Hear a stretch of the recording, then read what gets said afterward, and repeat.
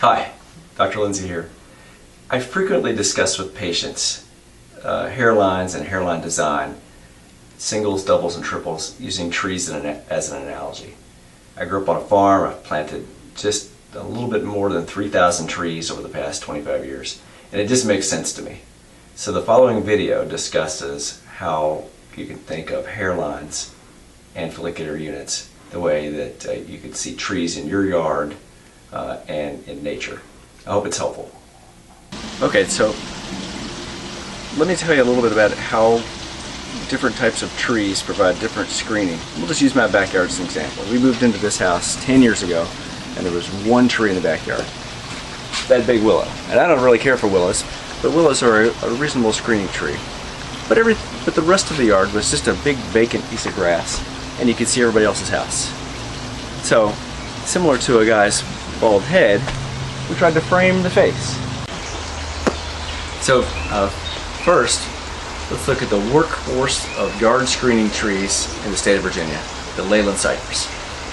A lot of guys have Leyland cypress type hair. I had that. When it's longer, you can see it's reasonably bushy. A few of them cover pretty well.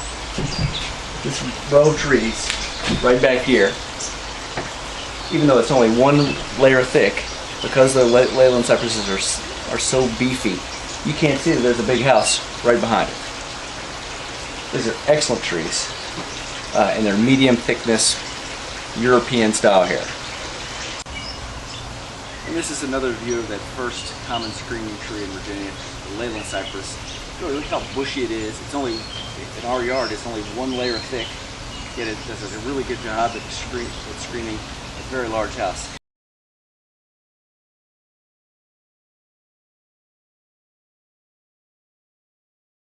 Next is another workhorse screening tree in Virginia, which is comparable to Northern European hair. It's slightly finer, these cryptomeria.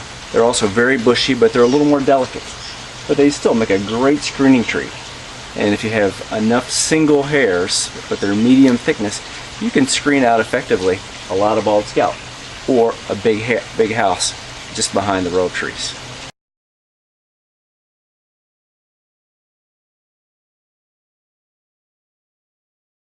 Now, a third common screening tree in Virginia is comparable to fairly fine hairs.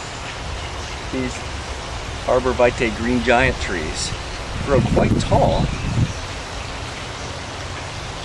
and they're thick at the bottom, but they don't overlap. You could plant a million of them close together, and you'll never have the amount of screening that you can have either with the cryptomeria or the Leyland cypress.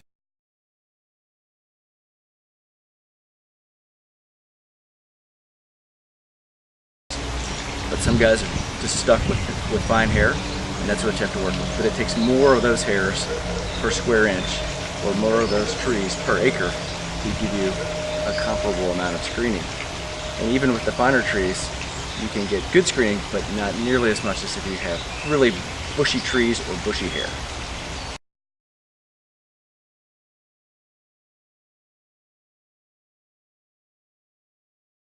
Now we're looking at my favorite tree, the crepe myrtle. It's a flowering, beautiful tree that really accentuates a backyard.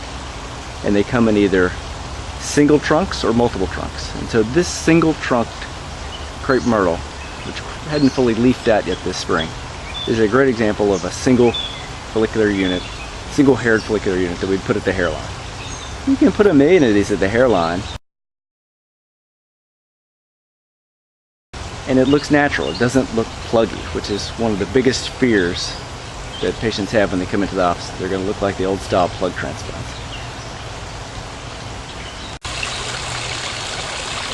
So here's another crepe myrtle in our yard, and this one is a 3-trunked crepe myrtle, and it would be similar to a 3-haired follicular unit. You wouldn't plant this guy at the hairline. Scoot that way just so you can see all 3 trunks, because it might look too chunky or pluggy at the edge. But you have a few of those things and you can't see what's going on behind it. So that's a 3-haired follicular unit or a 3-trunked crepe myrtle.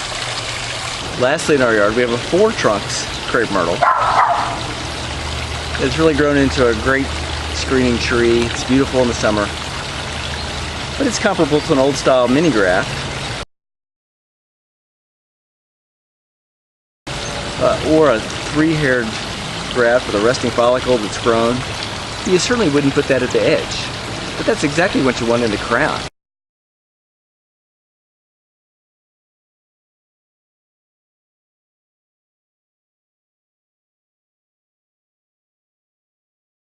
Look how it's billowed out. You have a bunch of those larger follicular units placed in the crown or in the middle third of the head, and it gives a great screen. But you just don't put that at the edge. You save the singles for the edge.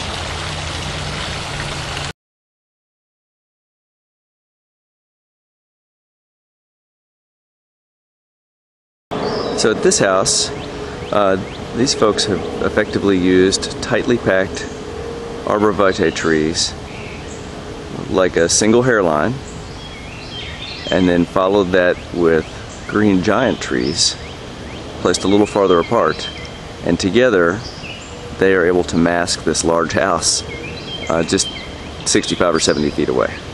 And this is exactly the way we do a hairline, particularly in fine-haired individuals. You pack those skinny hairs as tight as you can, and then just behind the hairline you pack larger hairs. But particularly in fine-haired patients with limited donor supply, you do run out of hair, and it is critical to pack the front as tight as you can so that you screen that large area of bald scalp behind the hairline. This is what the conversational this is what a person having conversation with that patient sees. They see a hairline and coverage behind, and they don't see the large area of bald scalp unless they were looking from above. Found this helpful. Again, I think of hairline planning and hair transplant technique as very similar to planting trees.